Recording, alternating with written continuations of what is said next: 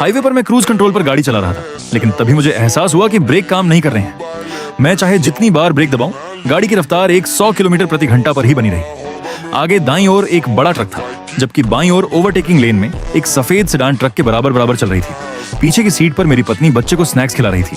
उसने घबरा कर कहा, जान, हम अभी टकराने वाले हैं, तुम अब भी गाड़ी को पूरी रफ्तार पर कैसे रख सकते हो? मैं उसकी ओर मुड़ा।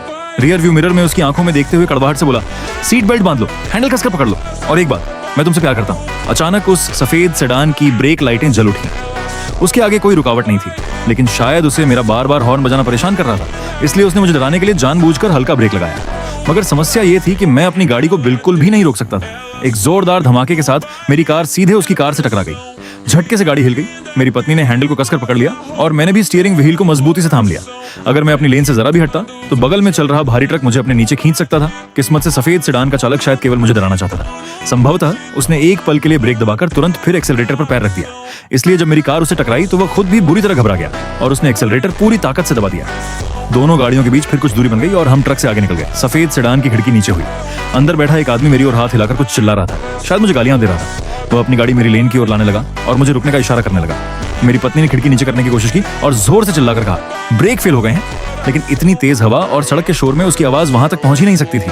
जब उसने देखा कि मैं बिना रुके आगे बढ़ता जा रहा हूं तो सफेद सेडान फिर से मेरा पीछा करने लगी। वह आदमी अब गुस्से से पागल हो चुका था। स्पष्ट रूप से गलती उसी की थी। वह पहले से ही नियमों की अनदेखी करते हुए गाड़ी चला रहा था और जानबूझकर मुझे डराने के लिए ब्रेक लगा रहा था, लेकिन अब ऐसा व्यवहार कर रहा था मानो उसके साथ कोई बहुत बड़ा अन्याय हो गया हो। उसने मेरी तरफ बीच की उंगली दिखाई और फिर एक्सेलरेटर पर जोर से पैर रखकर दोबारा मेरी गाड़ी के आगे आ गया। उस आदमी ने तो जैसे हाईवे पर ब्रेक चेक और जबरन रास्ता रोकने का खेल खेलने की ठान ली थी। ऐसे गैर जिम्मेदार और बदतमीज ड्राइवर जब सड़क पर निकलते हैं तो वे किसी भी मासूम परिवार के लिए मौत का खतरा बन जाते हैं। जैसे ही उसकी कार मेरे सामने आकर रुकी, मेरी गाड़ी उससे फिर जोर से टकरा गई। एक और भयानक धमाका हुआ। उसकी कार का पिछला हिस्सा बुरी तरह क्षतिग्रस्त हो गया, जबकि मेरी गाड़ी झटके से आगे निकल गई। टक्कर की जबरदस्त ताकत से मेरी कार का संतुलन बिगड़ गया। मैंने तुरंत लेन असिस्ट सिस्टम चालू किया और पूरी ताकत से स्टीयरिंग व्हील को थाम लिया। इतनी तेज रफ्तार में घबराना मौत को बुलाने जैसा था। स्टीयरिंग जरा सा भी गलत घूम जाता तो अगले ही पल हमारी गाड़ी बेकाबू होकर दुर्घटनाग्रस्त हो सकती थी और हम सबकी जान जा सकती थी। पीछे बैठी मेरी पत्नी डर के मारे फूट फूट कर रोने लगी।